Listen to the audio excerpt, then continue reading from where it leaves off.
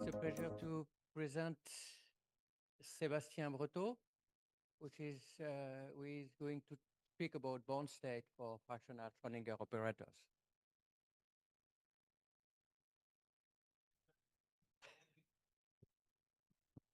Okay.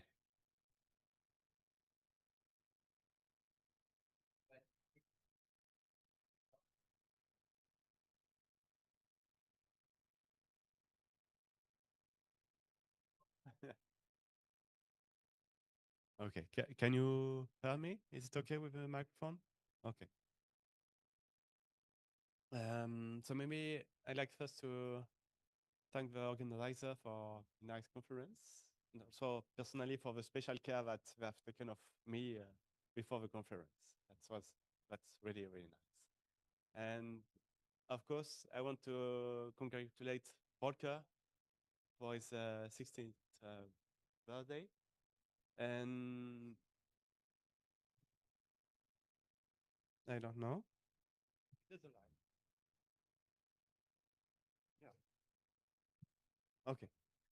And yeah, we first met in Mainz. I think it was in 2009 during my PhD, and it was really nice.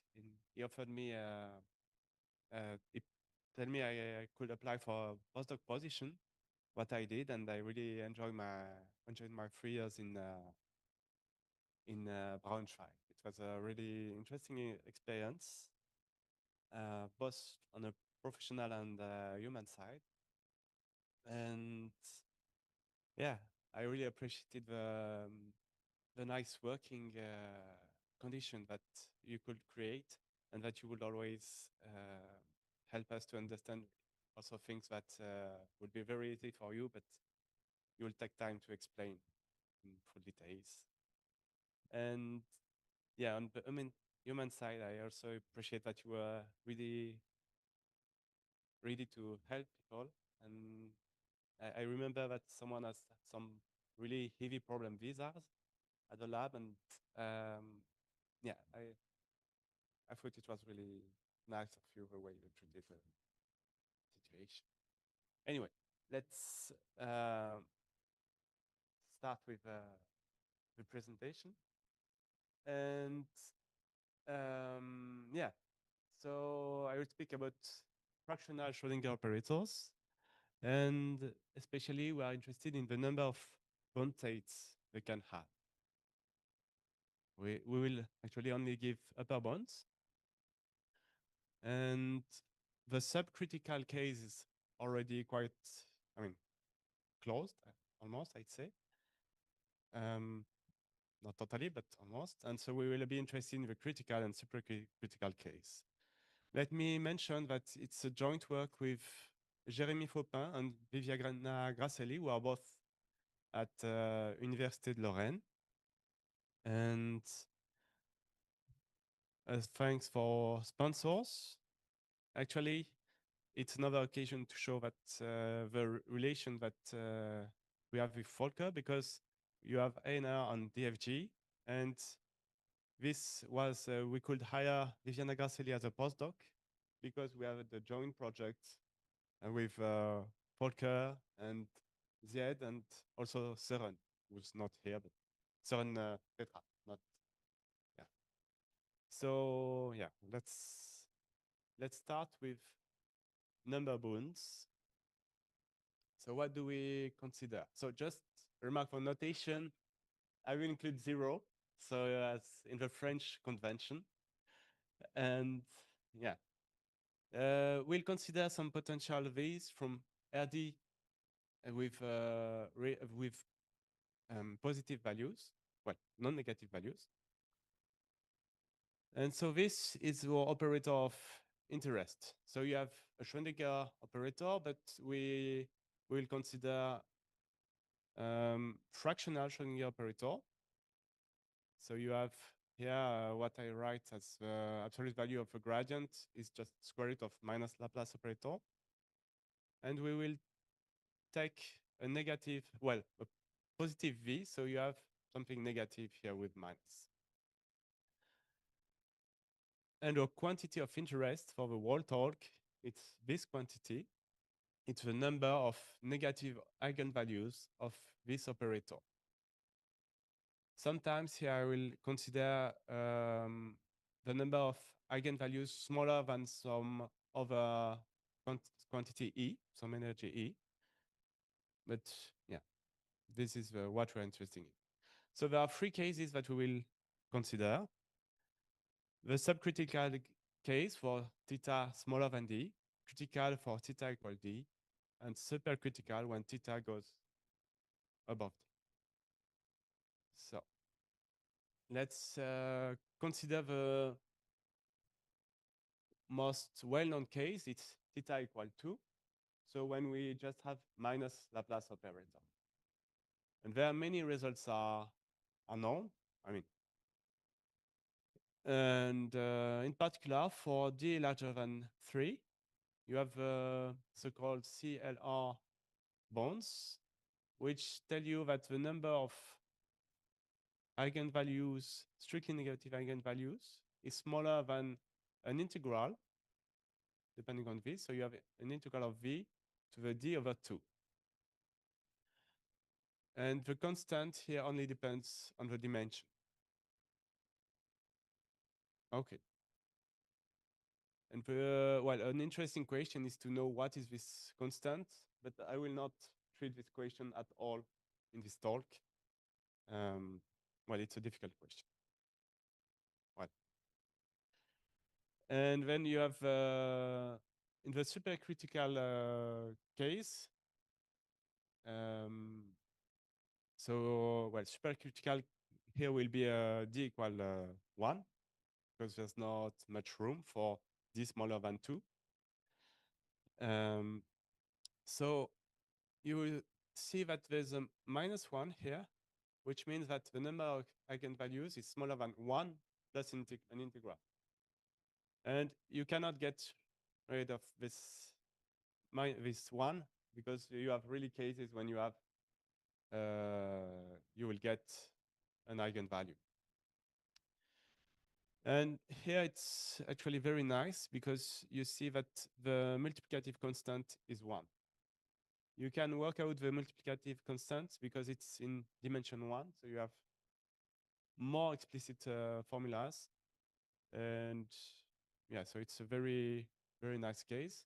And you see that here you don't have just the potential V, you have also some multiplicative prefactor. Maybe, yeah, let me also mention that the power here is not the same.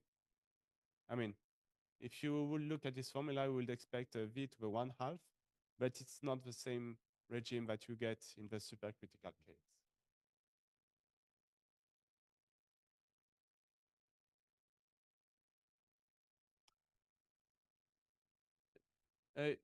It could be singular at 0, but we ask this integral to be finite. You asked that this integral is finite. Yeah. Yeah, that's all you ask. I will be a bit sloppy for the assumption, or I will always write it like that, which means that I suppose my assumption is that the V is in the right space so that the integral are finite. Yeah, I will always assume that V is in the right space so that the integral are finite, and I will not write it in the assumption. And I don't suppose more assumption than that. Okay. Yeah.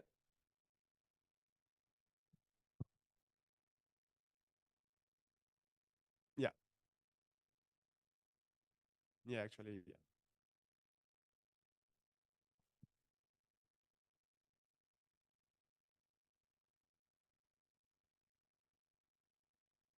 And yeah, next time I will try to think about repeating the question. So, okay. So then we have a critical case. So still with the minus Laplace operator, so theta equal 2, but d equal 2. And here the situation is a bit more subtle. Actually, there is let me start with a more recent result, but there's a theorem which tells you from Grigorian and Nadirashvili that if you have, you cannot have such a bond as soon as this V is bonding in the neighborhood of at least 1 point. So it's a really general assumption, and you cannot have such a bond. So it tells you that the critical case will be more complicated. Actually, in dimension 2 and with minus Laplacian, there are a lot of results for the critical case, but it will take a long time to do a review. So I just give one of them, which is, I just choose one which was simple to explain because for many of them you will have some a bit subtle spaces to consider. But here, so you have a number of eigenvalue -1 is smaller than a constant times. So here you have an integral involving v to the power 1. So something like that. But you have another term where you have a function's time this V star, which is the decreasing rearrangement of V. So the decreasing rearrangement of V, it's a function from R plus to R plus. I mean, it's a decreasing rearrangement of the absolute value of V, sorry. And it is, so it's decreasing. And it has, if you look at the measure of where the absolute value of V is larger than a constant, this will be the same measure for the V star. So in some sense, this V star, for what is inequality of measure theory, it will contain the relevant information on V, or more absolute value of V. Okay. And yeah, so now let's go to more general values of theta. And we consider first the subcritical case. And there, actually, exactly the same inequality and with the same proofs as for the normal scalar bond halt. That is to say that you will have the number of eigenvalue, which is smaller than an integral of V to the d over theta. So before you had theta equal 2, so it was d over 2, but here you have this. And the constants, the multiplicative constant here is allowed to depend on both the dimension and the power of the gradient. And actually, it will be in my talk, starting from now on, all the constants will be allowed to depend on d and theta, but on nothing else. Okay, it's the only thing that we will allow in the constant. Okay, so let's look at the supercritical case. So theta larger than the dimension. In this case, that's actually the theorem from Egorov and Kondratiev in two works from 1991 and 1996. And let's summarize here what they say. So if theta is larger than d, and you don't consider any value of theta, you only take even values of theta, so integer that are even. And you just take a small notation for theta minus d over 2, and you take the floor of this, you will write it n. This is notation that we will use all along the talk. So yeah. And what happens in this case is that you can, well, generically you will have eigenvalue that will appear. Just if you add n equal to 0, so which is the case, say, for d equal 2 and theta equal 2, there you just get 1. Okay, so you recognize the same constant as before, so it's consistent. And then you have an integral, well, which can depend on you can find such estimate for any q that is strictly positive. You will get some prefactor and v to the power q. Okay, so this is for the case d even. And in the case of odd dimension, well, you have two subcases. So the simplest is maybe for dimension 1, and with q equal to 1. Well, if you read what is written here, actually, then you get theta, which is you get theta minus d, and you get v just to v1. Okay, so yeah. Okay, so yeah, and then you can also treat some cases for the odd, but then you only have q strictly larger than 1. Yeah. It's q is a number strictly larger than 1. For any such q, you can find a constant so that you get this inequality. So yeah, you would like to get rid of this q actually.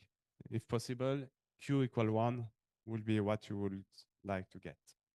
At least if you look at, let's say you multiply v by some positive scalar lambda, and you get lambda to be big, then this will grow large. So if you get q equal 1, it will be smaller. So that's why q equal 1 will be interesting actually. And so we will try to see if there are bonds for q equal 1 and d larger than 2. And also not only theta even, but any theta. So 7, yes?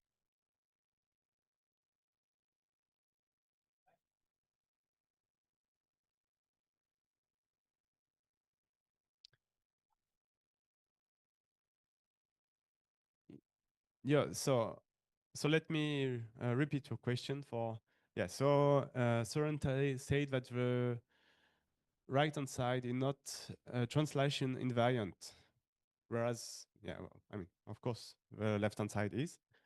And so, but the point is that when you get such a bond, actually you could always get, you can also get exactly the same with x minus x0 and x minus x0 here. So you can get some, in some sense, it's not only this estimate that you get, you will get a whole family of such estimates.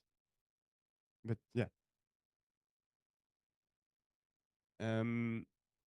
So yeah, can you repeat the second part of yeah?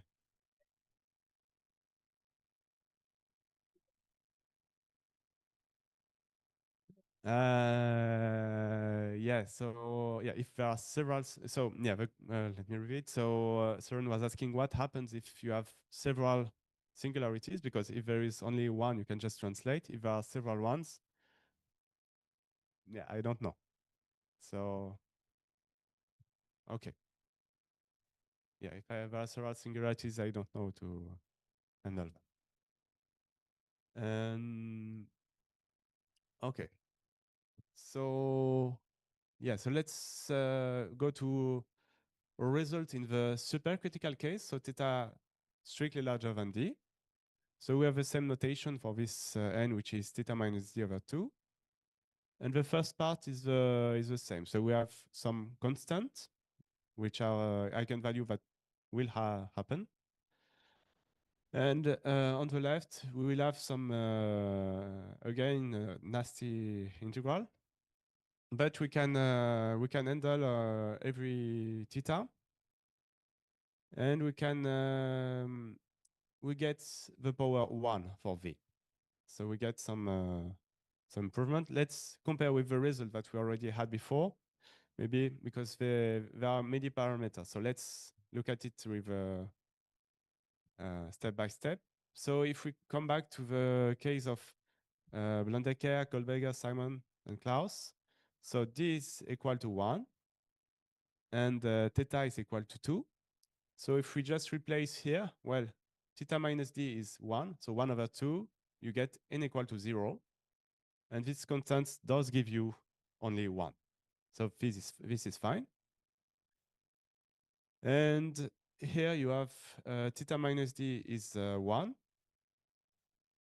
Also here. So you do get, I mean, actually you are in this case because theta minus d is not even. So you do get the same integral here. The only thing that we don't get is the constant. Because, yeah, our method will be, it can handle more dimension, but we of course, we don't get the optimal constant. So we don't get the constant here. And we also have to compare then with the results of Egorov and Kondratiev. And yeah, so of course, the result is limited to theta, which is even. And if we look at what happens if theta is even in our case, so yeah, so So if D is even and theta is even, then we will be in this case for us. And you see that you can recognize a bit the same kind of expression. We just have here this something which is slightly weaker than them. We get this Japanese bracket that I don't think I introduced. I always consider this Japanese bracket is square root of 1 minus x squared. Plus x squared, sorry. Plus x squared. And yeah, did I write it somewhere? Yeah, here. Sorry. But I did not read it. So that's the Japanese bracket. Okay. Yes, Volker.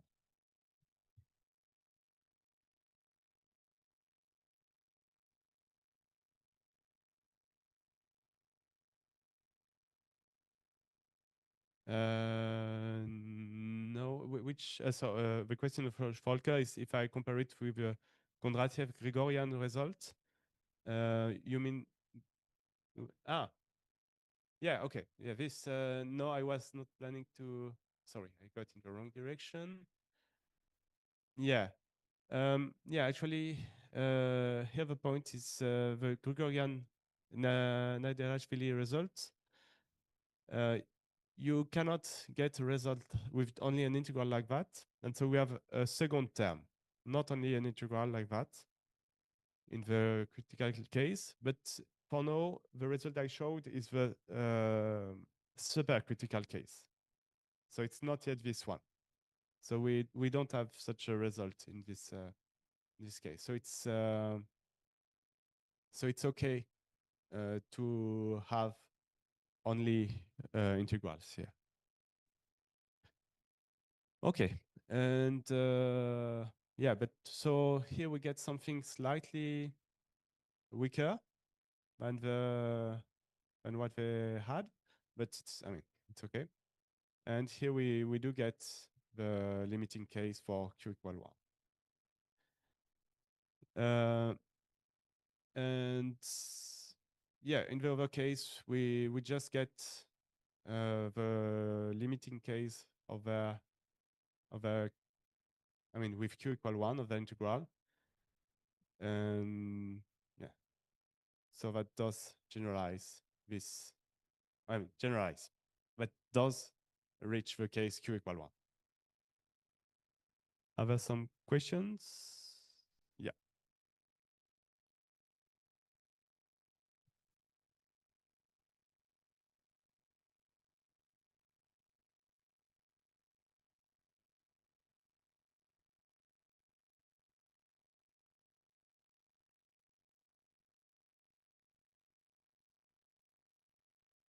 Yeah. So let me repeat your question. So Volker was asking why is it natural to get the first power of V on the right-hand side? Because in the when you look at the semi-classical estimates, you would expect the power that was given in the Fickle-Lig Robinson bones, that is d over theta. And here we have a power 1. Actually, you could have some estimates, semi-classical estimates, also in the supercritical case with the semi-classical exponent. But the assumption on the potential are quite involved. I could not cite them like that. Yeah, it's quite complicated. So yeah, well, the result that we get with with kind of natural natural is always subjective, but with this kind of assumption are with V, but you could get also some assumption, some results with semi-classical behavior.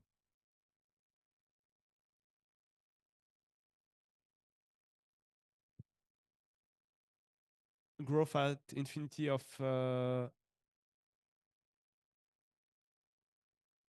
the weight V.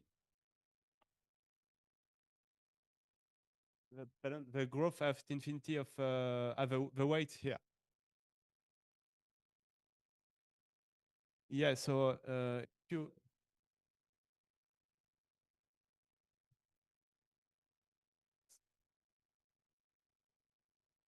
so you mean why we have this powers here in front of it, or you,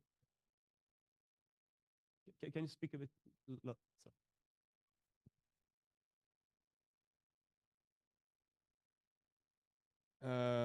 to get the estimates, like, well, at least our method totally breaks down, and I think, hmm? If is it wrong way?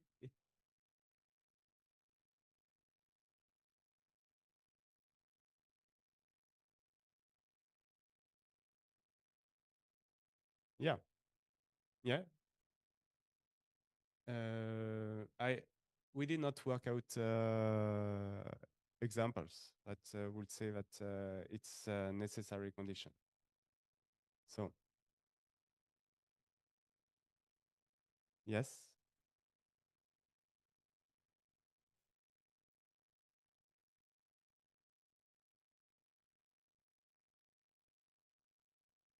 Um, I don't remember the result precisely. I'm sorry.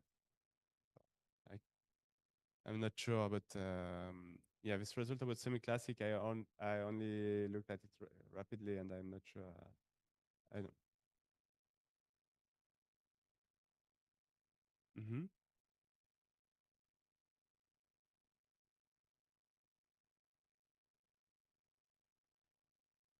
Mm. Yeah, I'm not sure I can give you more information on that. It's I don't know if the proof will help you, but anyway, it's yeah. Okay. And yeah, so that's it for the supercritical case. And so let's see the main picture is this one. So here you have the critical, well, you have theta lying on the over this line, and you have D, so the critical case. So below you have the the CLR estimates. And above you get one eigenvalue appearing, and you need some weights in front of your V, and you change the power of V. You have something happening at each, when you add an even number to your dimension, then you have some logarithm appearing, and you change the number of eigenvalues that are automatically appearing. And yeah, so you get some kind of thing like that. And what is left to consider is what happens at the critical value.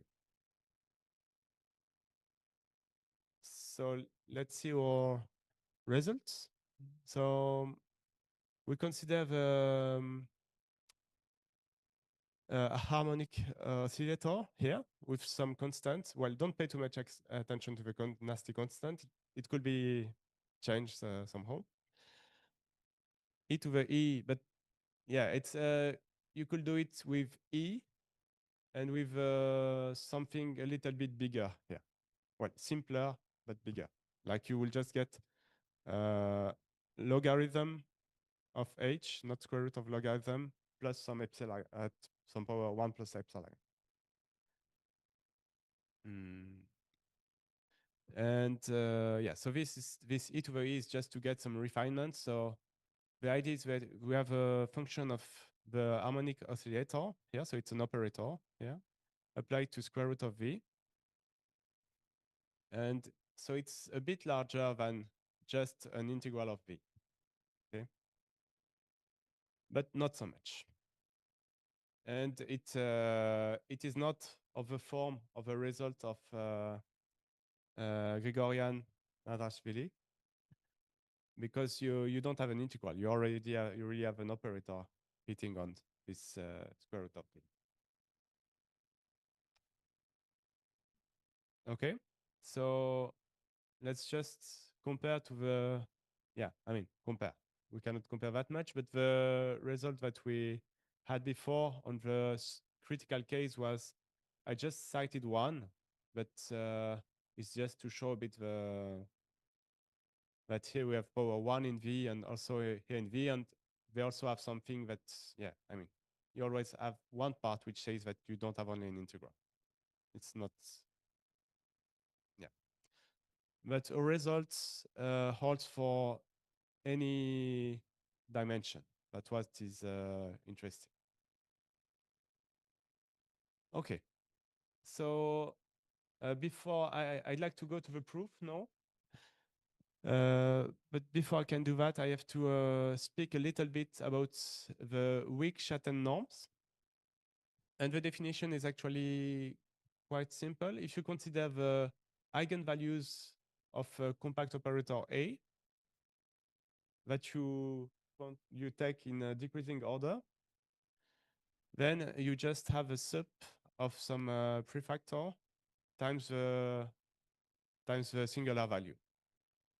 And actually, this just tells you that mu g to the p is smaller than a constant times 1 over g over 1, g plus 1. Okay, so it's a very simple definition. And just be careful, I put a star here. It's not a norm. It's only a quasi-norm. So what breaks down in the definition of a norm is the triangle inequality. Actually, you still have a triangle inequality, but with some multiplicative constants. So yeah, anyway, yeah, it will not be a big problem. Okay, so let's have a look at the proof. So it's based on the Biermann-Schwinger principle. So before you arrive to bring Biermann-Schwinger principle, well, first you consider the number of eigenvalues smaller than some threshold E that is strictly negative, and we will only consider these quantities afterwards. And so this quantity is actually equal to the number of eigenvalue which is larger than 1 of some operator given by the Biermann-Schwinger principle, and which is the square of this operator. So you have 1 over the square root of gradient with theta minus E times square root of V. So this is a multiplication in the position space, and this is a multiplication in the in Xi, in the Fourier transform space. And once you have this, you will want to single out some parts of V. And for that, you will use a variational principle.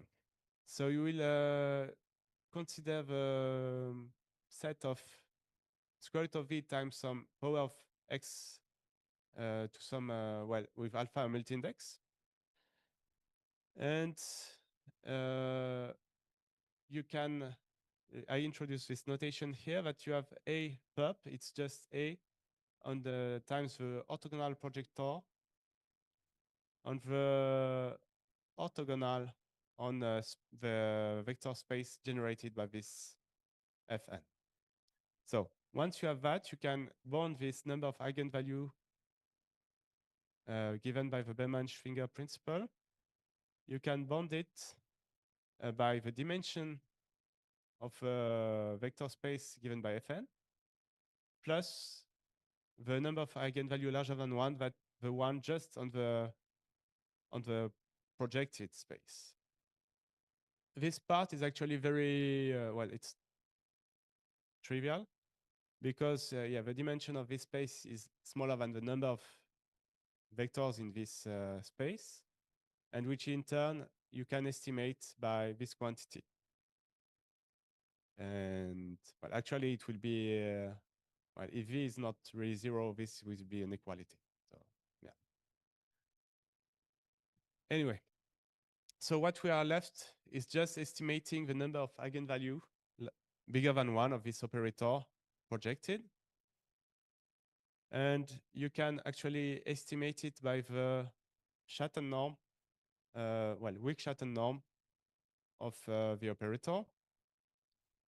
And in turn, you can go to the L2 norm, weak L2 norm of this operator key perp.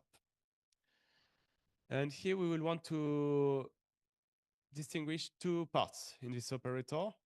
Well, the low frequency regime, so when the gradient is smaller than 1, and the high frequency regime when the gradient is larger than 1. And so here, if you consider this operator, you can just split it in two parts, and up to a constant, you have these two things to estimate.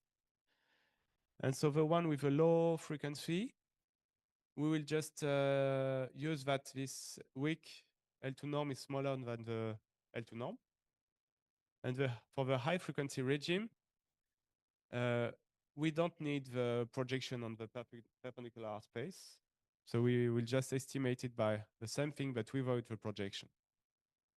So to summarize, what we got is that this quantity here, the number of eigenvalues smaller than E, is smaller than these things with squares, which is what I wrote on the next slide. So you have this inequality to summarize all that was on the previous slide. So all the game from now on will be to estimate those two quantities. And so here is the estimates that we get. For this one, for low frequency, we get this kind of estimates, so which should recall the theorem of before. And for the high frequency, that's actually where the critical case comes up. When theta equal d, that's where the harmonic oscillator appears in our estimates. Otherwise, you just have a very simple estimate by the integral of v. And this is actually a one-liner that is written here. If it's not in the critical case, it's only if it's in the supercritical case, then you can estimate the number, the weak Schatten norm by the Schatten norm. And then if it's here, it's just the norm of a Hilbert-Schmidt operator, which is the multiplication of an operator by an operator V, multiplication operator V, and an operator in phase space. And it is known that then you just get the multiplication of two L2 norms, but as function. And so this one is finite because theta is strictly larger than d. So you can just get a constant out of that. And you just get the integral of v from this term. So yeah, for this guy, so for the high frequency regime, only the critical case is important. How much time do I have? Just an idea. 10 minutes. A little bit more than 10 minutes. Okay. So for so this part, I don't think I will have time to present it, but I will explain how we get the estimates here in the critical case. So, and for that, we need some estimates that are, let's say, that we will call the Quickle-Simon estimates. So I will recall some results that are kind of, that are classical in the field. But for that, I need a few definitions. So I need the weak LPA space definition. So it's just a sup. Here you have a decreasing arrangement of a function f and some prefactor, which is a kind of, it reminds of a estimate that we had to define the weak Schatten spaces. Just let me give an example to have an idea. 1 over x to the d, which is in no Lebesgue space, is in L1 infinity. Okay, and then you can just play with the powers and deduce that some 1 over x to the d to the p is in LP infinity. It's just a play on the exponent as usual in LP space. And with that, we can state the Fickle estimate. So it's for p larger than 2, you get this estimate on a product of a multiplication operator in X and a multiplication operator in Fourier space.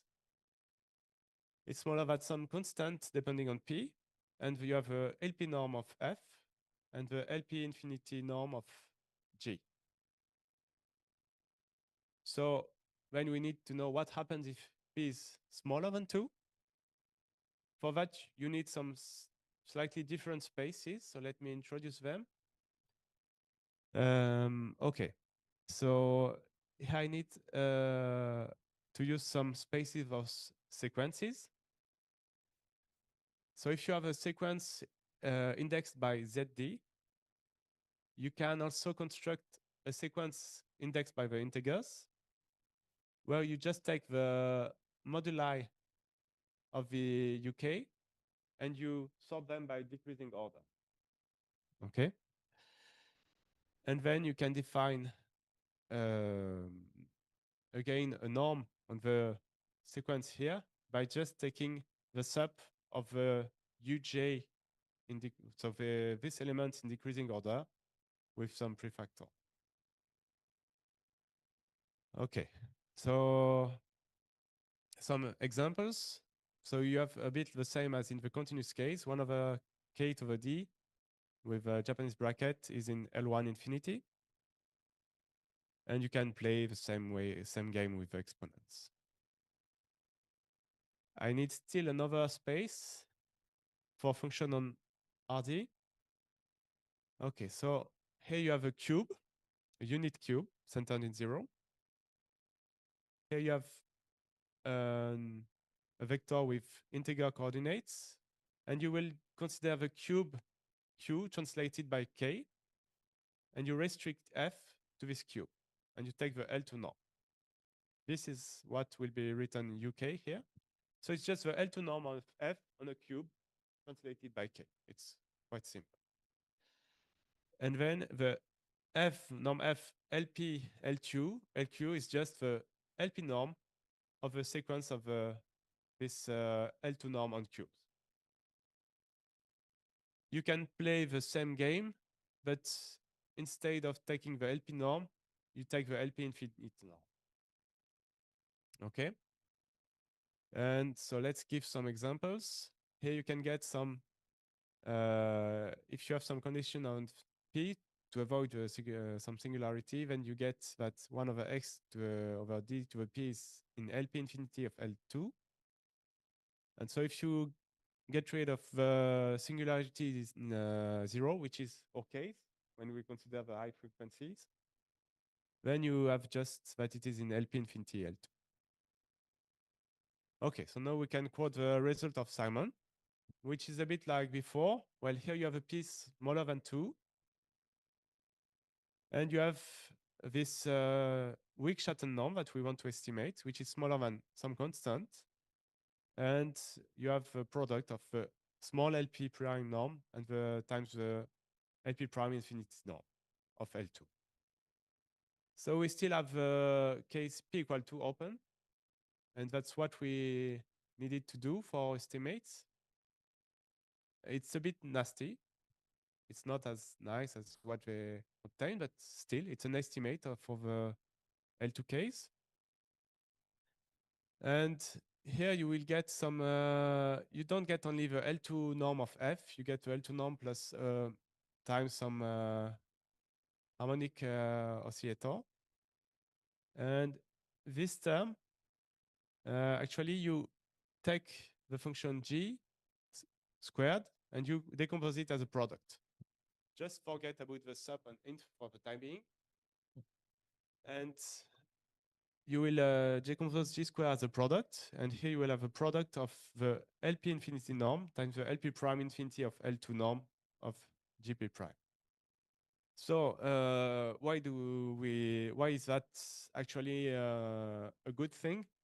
It's because if you just take g squared, well, which is 1 over xi d, only for high frequency, you can get such a decomposition for any p. And you get that this quantity is finite, which will allow you to close the, the estimate in the that we needed for the number of bone estimates. But actually, it's also of interest by itself because it's kind of um, a, like the intermediate case between the Simon estimate and Thickle estimates. So actually, here's something that was a bit of bad news for us, but that we learned later after we did the paper. It's that there was already such an estimate, a bit different. So it does look better, but actually it's a good thing. But so it's in slightly different spaces. I don't think I have time to present them. Just it's not stronger than our estimate, and our estimate is not stronger than this. Like the two results, they are not. There's not one implying the other. Actually, yeah, they need some more local singularity, but to get a bound on the number of eigenvalues of a fractional Schrödinger operator, it's enough, actually. And you will get a slightly different estimate. So you have the integral part, as usual.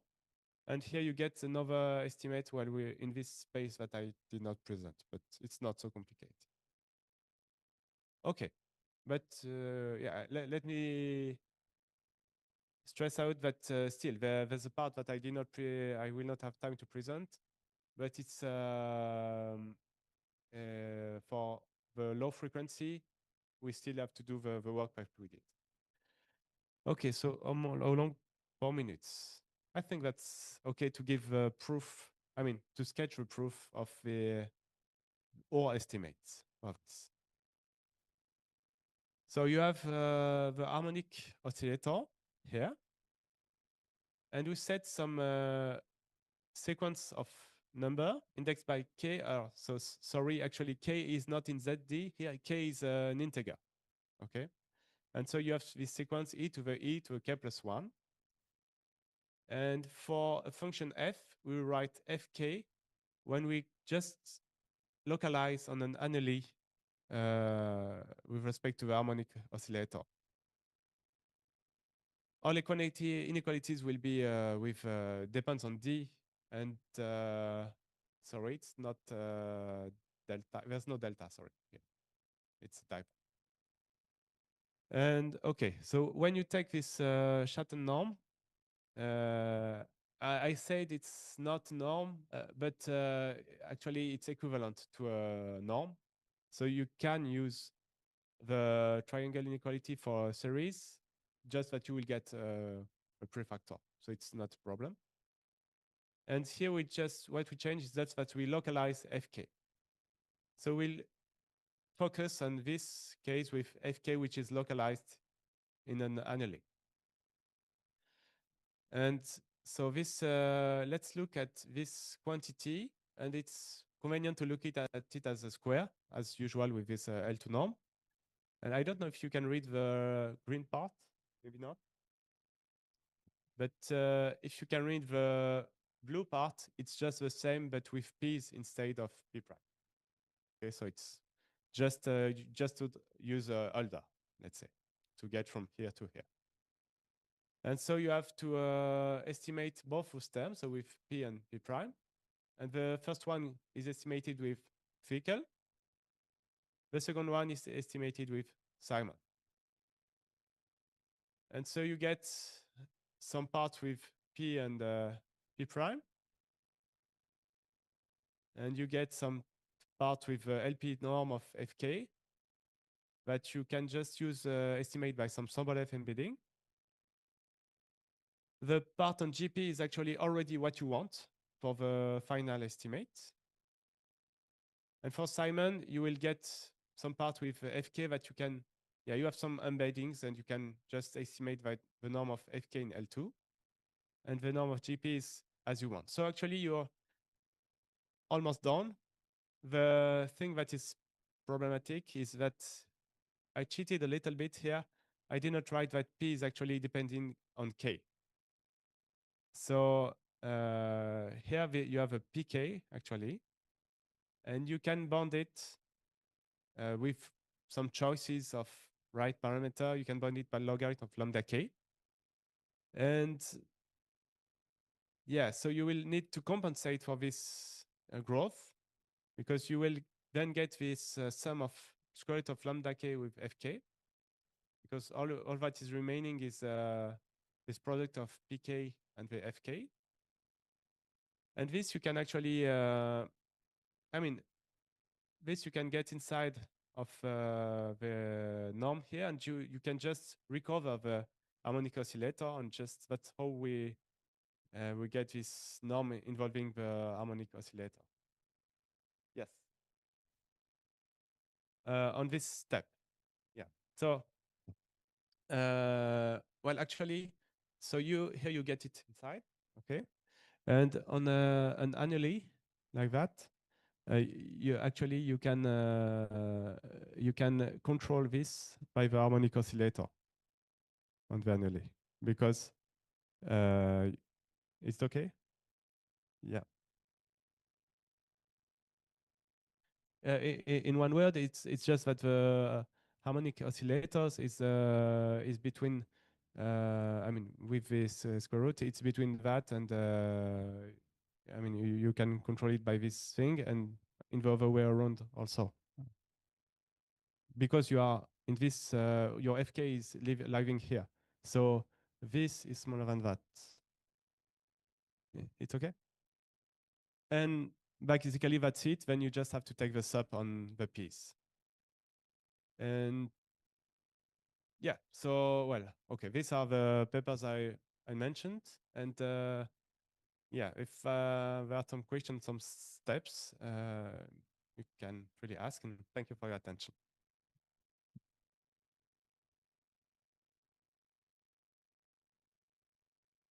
Any question, remark, comment?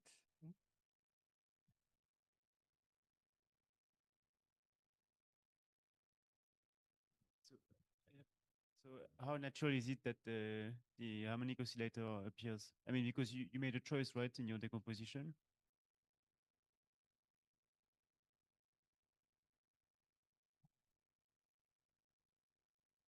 Yeah, okay. Actually, it's a choice. I don't think it's. I mean, and the best way to see that it's really a choice is that this one gives you another choice. This by this estimate, you get some other spaces. They don't. We could get some estimates with well using what we did also for the other regime of frequencies that I did not present, but you will get this kind of estimate. So it's a choice, but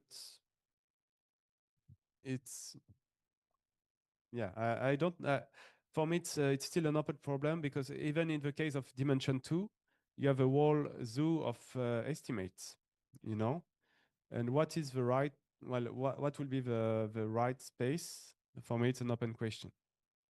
Thanks. And if I can continue. So do you know what kind of decay that means on V? I mean, this square root log h, log h? Yeah, so actually it's, for, well, the way I think about it is just that you have your F, and you can decompose it in the basis of the harmonic oscillator. Mm. And you just ask that you have the decay corresponding on this, well, the corresponding eigenvalue of the harmonic oscillator when you multiply by this. But we don't know if that translates into a decay. Sorry? We don't know in what kind of decay in space it translates into. It's not only space, actually. It's not in. It's not. It's not only space. It's also smoothness, right? I mean. Yeah, it's both space and frequency. So yeah, I think so. It will be more natural in phase space, I guess. But I think it's you need something which is just only a little bit more than L2. It's not so strong because you really have this logarithm. So I don't think it's a very big condition. This it's quite weak. Thanks a lot. Any other question, remark? Yeah. What is the norm, which is the math cal L to infinity norm? So what is this norm? Yes. This norm is the one I presented here. So with p equal 2, you consider the singular values of A so with a complicated operator, and you ask that there is some kind of decrease on them. This quantity that this sub is bounded, you could, if you take it, you elevate that to the power p. It's the same saying that this is bounded, saying that mu g to the p is smaller than a constant time 1 over g plus 1. Oh, in this context, And what are the singular values of the operator? what are the singular values of operator? It's just you take a star a, and you take the square roots of eigenvalues. Okay, thank you. Okay. Any other question? Remark? Okay, I will have a short one Yep. if limited time that we have.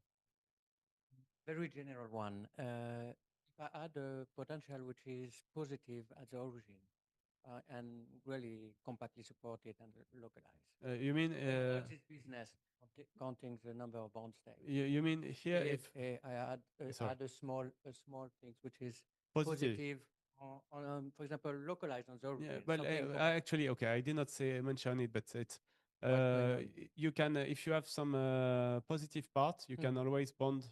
You can take it away and bond by the one with only the negative part. That's why we are interested in this one. Okay. It's you can just You throw it can- away. You that can time. Okay. Yeah. Add a constant or something like that. Yeah, it's actually it's just the variational principle that allows you to do that. Okay, thanks. So if there is any other question, remark, if not, so let's thank Sebastien.